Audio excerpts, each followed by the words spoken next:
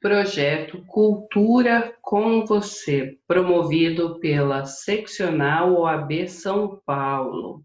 Hoje com a palestra Oratória e Comunicação Assertiva.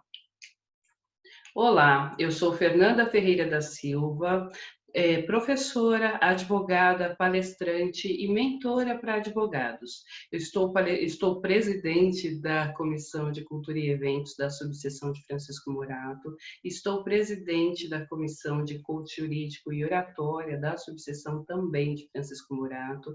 É uma honra poder participar hoje dessa palestra, poder proferir essa palestra para os doutores e para as doutoras, é de suma importância, justamente pelo desenvolvimento das soft skills, das habilidades que promovem o novo advogado, a nova advogada nessa sociedade que cobra cada vez mais uma advocacia colaborativa e humanizada.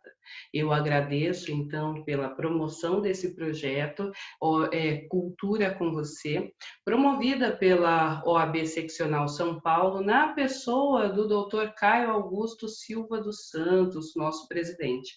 Agradeço também pelo convite e pela oportunidade de participar desse projeto, elaborado pelo Dr. Alexandre Luiz Mendonça Rolo, nosso presidente de Cultura e Eventos da Seccional. Não posso deixar de agradecer também ao nosso presidente da Subseção de Francisco Morato, Dr. Enderson Fábio dos Santos, a quem muito me honra participar daquela subseção e como presidente das comissões. Veja, doutores, nós vamos iniciar agora essa palestra falando sobre a comunicação e a oratória. Hoje não se admite mais na comunicação com o cliente o juridiquês. Foi-se o tempo em que o juridiquês formava, forjava aquela ideia, aquele paradigma do advogado bem-sucedido, do advogado que é reconhecido, do advogado que tem autoridade. Hoje, quando o advogado usa como subterfúgio o juridiquês numa comunicação comum com o seu cliente, demonstra muito mais falta de compreensão da comunicação assertiva do que efetivamente coerência com aquilo que ele quer passar, com aquela mensagem que ele quer passar. Hoje é sabido que a comunicação é um meio, é uma forma de você chegar e alcançar o seu fim. E qual é o fim numa comunicação afinal?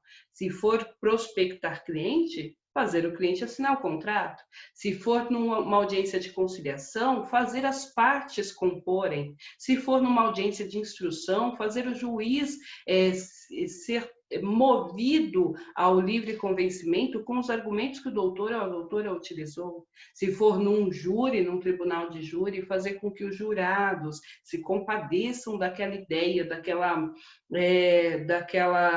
daquelas provas que estão ali, que eles se atenham às provas que estão ali, movidos justamente nos argumentos daquele advogado, daquela advogada.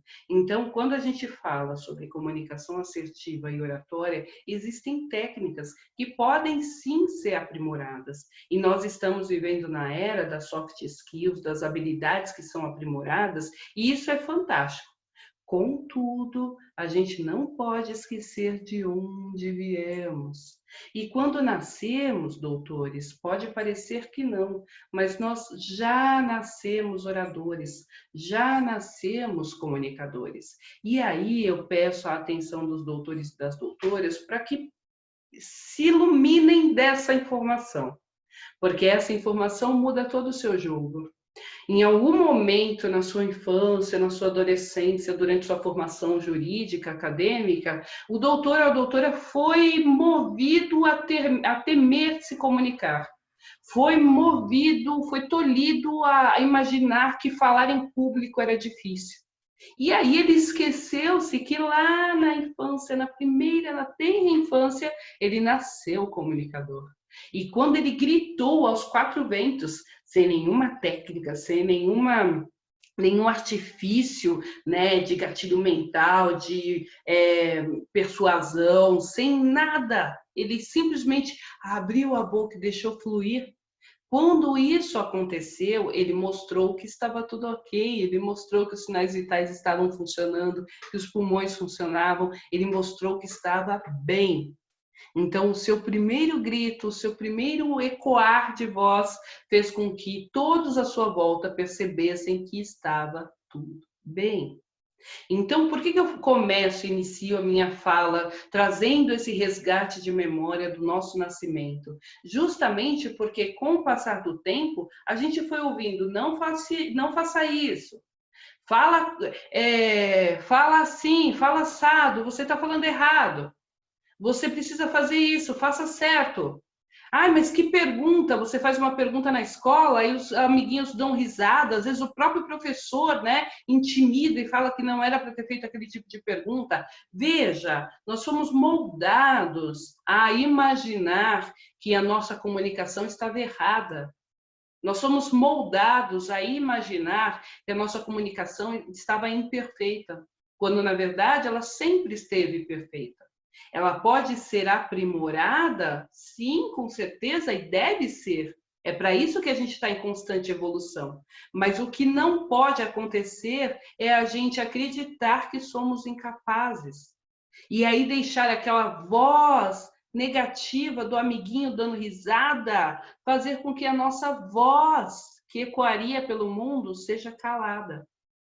Deixar com que aquele crítica daquele pai ou daquela mãe que fala que a gente não faz nada perfeito, silencie as nossas palavras. Deixar com que aquele juiz que um dia gritou com a gente, ou aquele promotor que um dia ridicularizou a gente numa sala de audiência, ou o próprio colega também, né, nos tratou mal na sala de audiência na frente do cliente, silencie, cale a nossa voz. A gente não pode deixar isso acontecer, porque o tempo inteiro a gente precisa trazer aqui na nossa mente, no córtex neofrontal, que nós já sabemos fazer. E toda vez que a gente trouxer essa memória, esse resgate de memória de que a gente já sabe fazer, sabe o que acontece? Algo mágico acontece. A gente ganha confiança. A gente sabe o que precisa fazer para começar a fazer melhor. E aí a gente se aperfeiçoa e começa a desenvolver. Veja, doutores e doutoras, eu estou aqui trazendo para os senhores justamente uma comunicação que é assim: somos comunicadores in natura, já nascemos comunicadores. Nós nos perdemos no meio do caminho e hoje nós estamos aqui para nos resgatar. Então, sim, a nossa comunicação já é perfeita. A gente pode treinar para aperfeiçoar, mas não ficar tolhido achando que não somos completos, porque somos, ok? Então vamos lá. Quando a gente fala sobre comunicação assertiva, a gente tem que lembrar que o que faz com que a gente trave são justamente esses temores. E aí a gente tem medo, medo de falar em público é um dos maiores medos que a humanidade traz. Então, veja, não é um privilégio seu ou meu. Eu também tenho medo quando eu vou fazer uma palestra, quando eu vou gravar um vídeo. Pode não parecer, porque eu já tenho mais de 20 anos, né? Eu já tenho 20 anos fazendo isso. E é o local em que eu me sinto mais confortável. Eu aprendi a trabalhar com meu medo. Eu entendi que meu medo não é competitivo comigo. Ele não compete comigo. Eu entendi que eu não preciso vencer o meu medo. Eu entendi que eu não preciso superar o meu medo. Eu entendi que eu posso caminhar lado a lado com ele. Eu posso trazer o meu medo para perto de mim, para que eu tenha os resultados que eu almejo, para que eu tenha os resultados que eu tanto busco na minha vida. Então, note que detalhe interessante.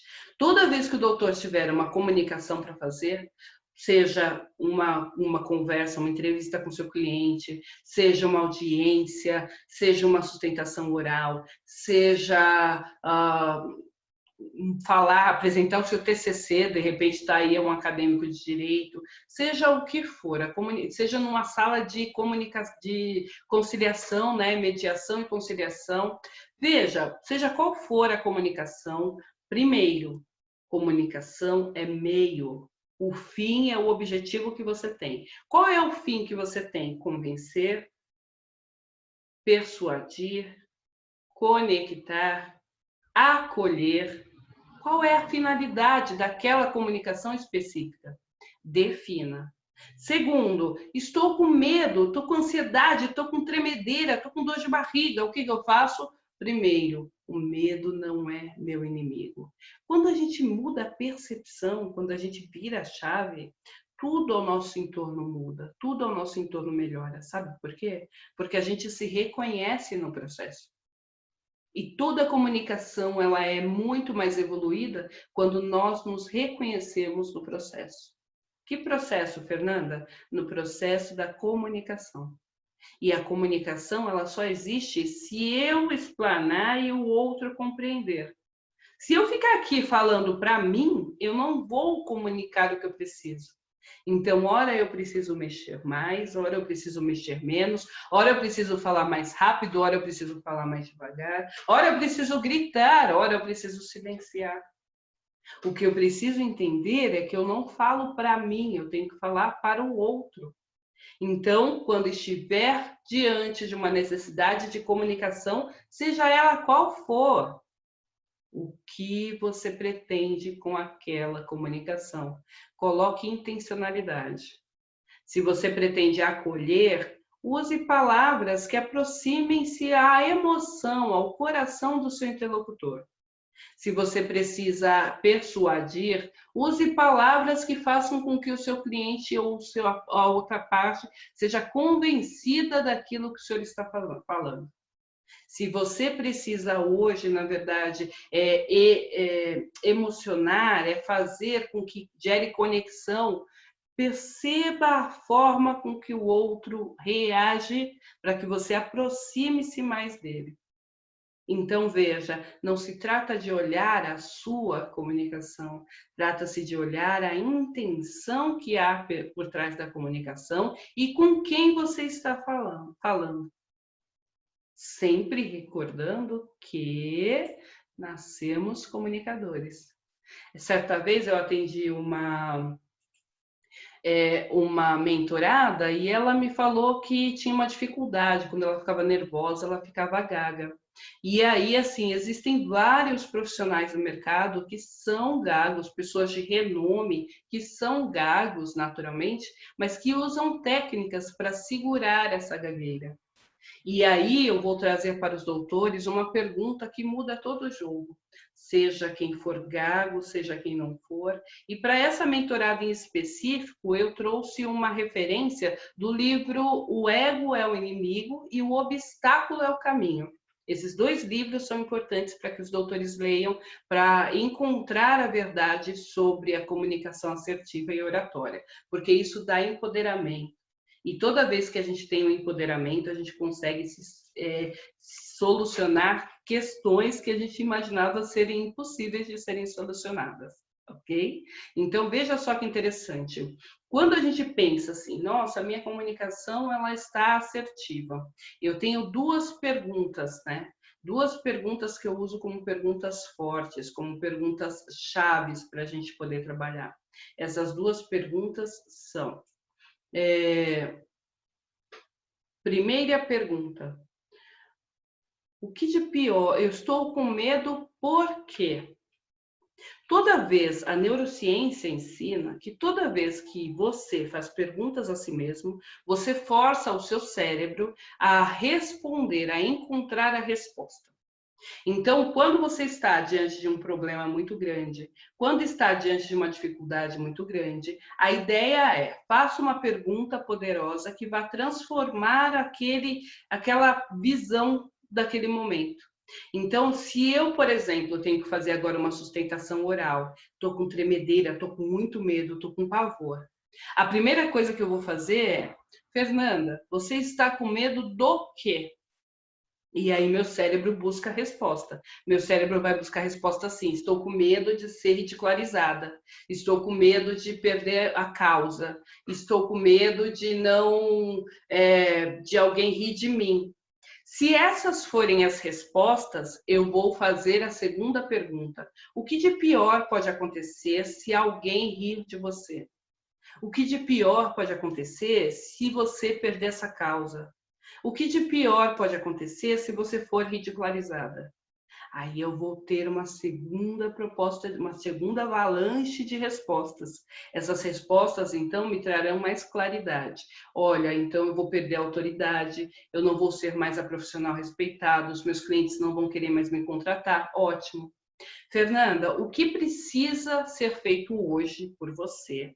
O que pode e o que precisa ser feito hoje por você, que vai fazer com que o seu cliente não perca a confiança no seu trabalho, que vai fazer com que você se calce de tal forma que, se perder a causa, o que pode acontecer, porque quem dá a sentença é o juiz, se perder a causa, não vai ser por falta de empenho ou dedicação da sua parte. O que é necessário ser feito hoje? É necessário estudar melhor o caso, é necessário trazer mais jurisprudência. Veja, eu cheguei num ponto. Hoje eu sei, então, que sobre essa causa versa a dificuldade do conhecimento técnico. Então, eu vou estudar melhor o conhecimento técnico dessa apresentação. Fernanda, mas é simples assim? Sim, doutor e doutora, é simples assim. É fácil? Não. Não é fácil. É exercício. É como musculação, é como regime, né? Emagrecimento. É um exercício, é um músculo que está sendo trabalhado ali. Um músculo da autopercepção, da autoliderança, um músculo de compreender qual é o seu papel, o que te cabe naquela circunstância, naquele papel, naquele ponto que você está sendo trabalhado. Então, toda vez que tiver essa pergunta, inclusive é uma pergunta de programação neurolinguística, é uma pergunta de coach. Toda vez que houver qualquer tipo de problema, se você fizer essa pergunta, você já chega mais próximo da solução. Mas já chega na solução? Não sei, depende do caso. Há casos, por exemplo, em que a gagueira da pessoa é tão aprofundada e trouxe tantos prejuízos emocionais que ela precisa de uma assistência psicológica. Há casos, por exemplo, em que aquela gagueira ela vai ser a fortaleza dela. Aquilo vai ser o ponto forte dela, porque apesar da gagueira, ela fala muito bem, ela consegue ter eloquência na comunicação que ela está transmitindo. Então, note, tudo vai passar por uma mudança de percepção e uma mudança de concepção. Então, eu percebo como está acontecendo algo e eu crio algo, eu vou criar algo que seja melhor ou que seja mais adaptado. Eu vou adaptar algo que seja melhor para mim. Eu vou conceber algo que seja apropriado para mim, para que eu tenha o resultado que eu preciso. Entende? Então, hoje eu preciso que os doutores tenham essa noção, justamente para a gente poder melhorar a nossa comunicação, justamente para a gente poder comunicar melhor. Então, não vai brigar mais com medo. O medo não é seu inimigo. O medo está te protegendo. E quando você pergunta, mas espera aí, eu estou com medo do quê?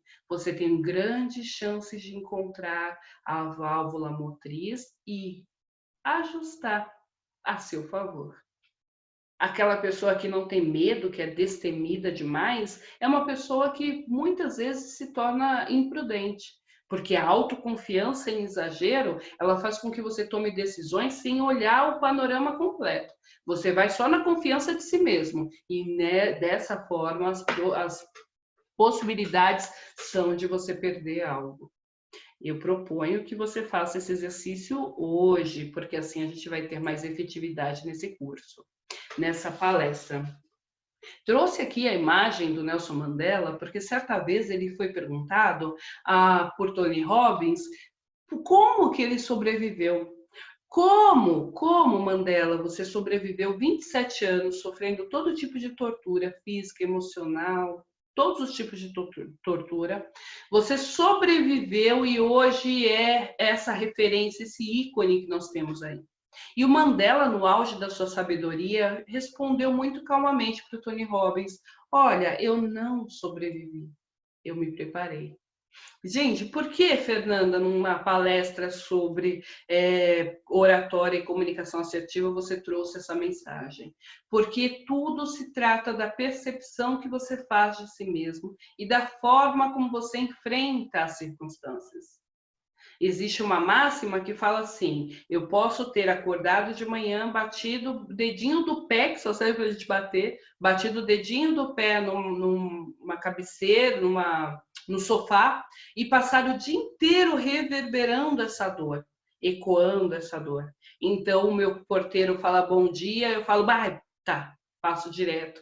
Então, o meu Uber fala bom dia, eu falo, ah, tá, passo direto. Então, meu cliente me liga, fala, ai, cliente de novo, passo direto. Eu posso ecoar esse dedinho doendo o dia inteiro. Ou eu posso simplesmente olhar para o móvel que bateu no meu dedinho e falar, Fernanda, ou você tem mais atenção, ou você muda o móvel de lugar. Eu tenho duas opções. Entendeu? E a terceira opção é a que a maioria das pessoas usam, que é que droga de dia só acontece comigo, eu sou culpada, que eu sou vítima, que tudo é comigo, que nada é bom comigo, que nada, entendeu? Então essa mudança de mindset, mudança de mentalidade faz com que você tenha os resultados que você tanto almeja.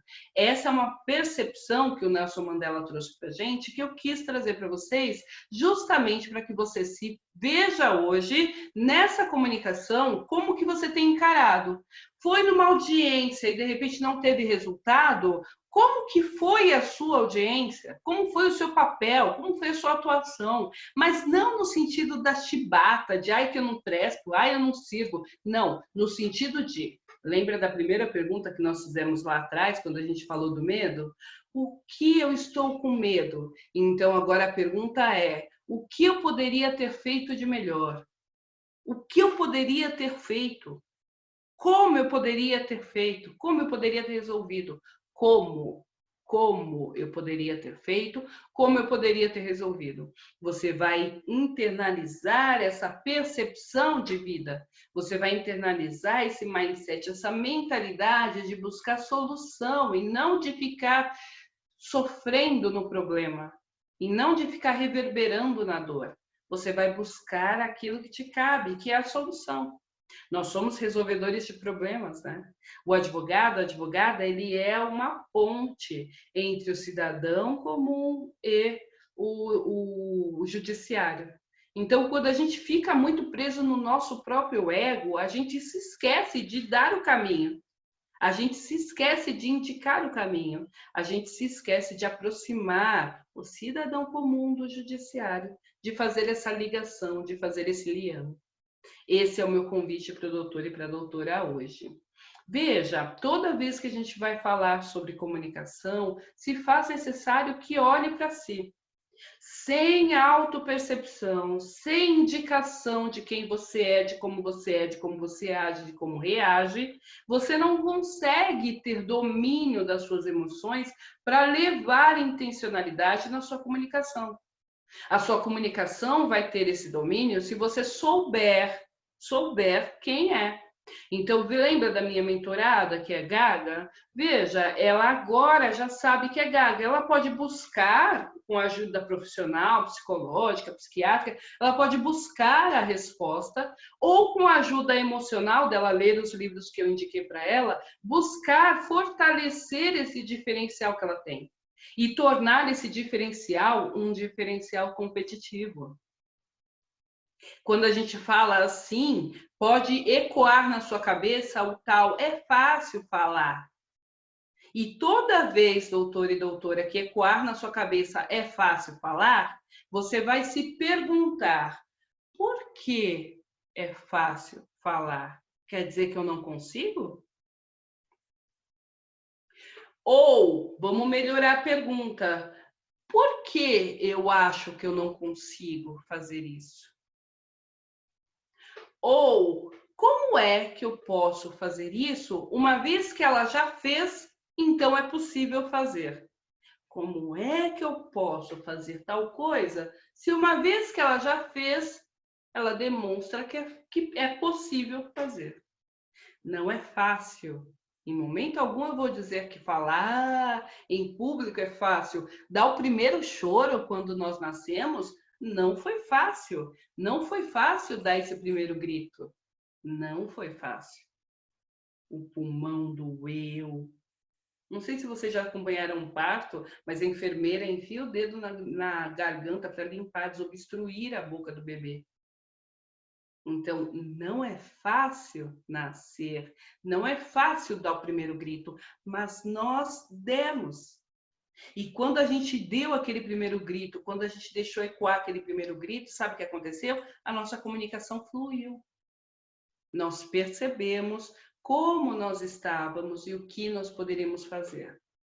E aí eu quero trazer para os colegas a seguinte reflexão. Se eu já sei quem eu sou, eu tenho que saber o que eu não tolero. Isso muda o jogo, isso muda a vida de qualquer pessoa. Quando você identifica o que você não tolera, você muda a sua comunicação com o outro.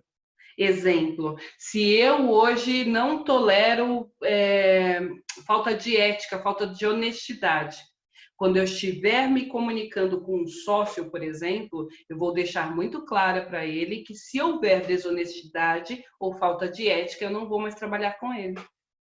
Eu consigo ser assertiva na minha comunicação, inclusive para aceitar ou para rejeitar clientes. Fernanda, rejeitar clientes? Sim. Se você estiver muito claro como é a sua comunicação e como ela deve ser, sim, doutor e doutora, você consegue rejeitar cliente. Pelo simples fato de que quando você rejeita o seu cliente, aquele cliente específico, você está respeitando os seus inegociáveis. Você está respeitando os limites que deu a si mesmo. Então, eu quero trazer à tona, trazer à luz essa reflexão de que se autoconhecer é saber reconhecer também o que você não tolera e o seu limite. Qual é o seu limite? Coloque, estipule o seu limite. Sabe quando a gente vai negociar numa sala de composição, numa sala de negociação, a gente já vai com limite, não é verdade? E aí a gente fica trabalhando próximo daquele limite, mas já sabendo onde a gente pode chegar. É exatamente aí quando a gente reconhece os nossos inegociáveis. A maioria das pessoas que eu vejo que me procuram para mentoria, para orientação, para alcançar, para fazer transição de carreira, elas justamente se perderam no ponto, no viés mais importante que era reconhecer os seus inegociáveis. E quando elas começam a reconhecer os seus inegociáveis, tudo flui, tudo muda, porque a partir de agora, daqui para depois, elas não repetem o mesmo erro que fizeram antes. Então a gente muda padrão, a gente muda mentalidade quando a gente entende, primeiro, que temos livre arbítrio. Livre arbítrio. Você pode mudar a hora que quiser, parar a hora que quiser, do jeito que quiser. Segundo, nós reconhecemos a nós mesmos no processo da nossa vida. A gente sabe quem é e o que está fazendo e por que está fazendo. Terceiro, a gente sabe o que não tolera e aí a gente corta o mal pela raiz. No primeiro sinal, a gente já corta. Dessa forma, a sua comunicação fica mais assertiva, fica mais pontual, você não posterga, você melhora a sua gestão de pessoas, melhora a sua gestão de carreira, você melhora a sua comunicação, seus resultados na advocacia, sua prospecção de clientes, seus resultados em sala de audiência e com casos concretos. Tudo evolui, tudo melhora, porque a sua comunicação está intencional. Sua comunicação tem um caminho, tem um viés. E aí, doutor, para finalizar, conhecimento não é poder. Fernanda, como assim? Que coisa de louco! Sim, conhecimento não é poder. Por que eu digo isso de boca cheia e sem pudor algum? Porque essa palestra de nada vale se o doutor ou a doutora não aplicar o que foi passado. Eu passei várias técnicas aqui ao longo desse período, que foi curto, mas foi um período suficiente. Veja, se não absorver, se não assistir novamente a palestra para absorver as técnicas que foram passadas, de nada vai valer esse tempo que nós ficamos aqui juntas, que nós ficamos juntos. Vai ser mera perda de tempo. E para que não haja perda de tempo na sua vida, você tem que assistir uma palestra como essa de forma intencional. E como é que eu faço isso de forma intencional? Usando o conhecimento na minha vida prática. Trazendo o conhecimento para a minha vida prática. Isaac Newton foi só mais uma das tantas pessoas que viram uma maçã caindo de uma árvore. tantas pessoas antes dele viram uma maçã caindo da árvore. Há polêmica se houve maçã, se não houve maçã, mas enfim, a história é essa. Né? Ele viu a maçã e criou a lei da gravidade. Mas ele só criou a lei da gravidade porque ele estava atento ao papel que lhe cabia naquele momento. E ele estava atento aos sinais que a sociedade, que o mundo, que o universo dá para ele. Então, a proposta agora é essa: enxergue qual é o seu papel e como você pode utilizar o conhecimento que foi adquirido agora na sua prática e na sua vida. Eu sou Fernanda Ferreira da Silva, esses são os meus canais de comunicação. Espero que o doutor e a doutora tenham gostado e a gente entre em contato em breve. Muito obrigada pela oportunidade. Eu agradeço a subseção de a seccional, né, da OAB de São Paulo. Agradeço a todos que participaram, a todos que estão aqui presentes. Muito obrigada e até a próxima. Eu sempre digo reverbera comigo, porque eu imagino que a gente tem que reverberar luz e amor e emanar luz e amor a todos nós. Muito obrigada e até a próxima.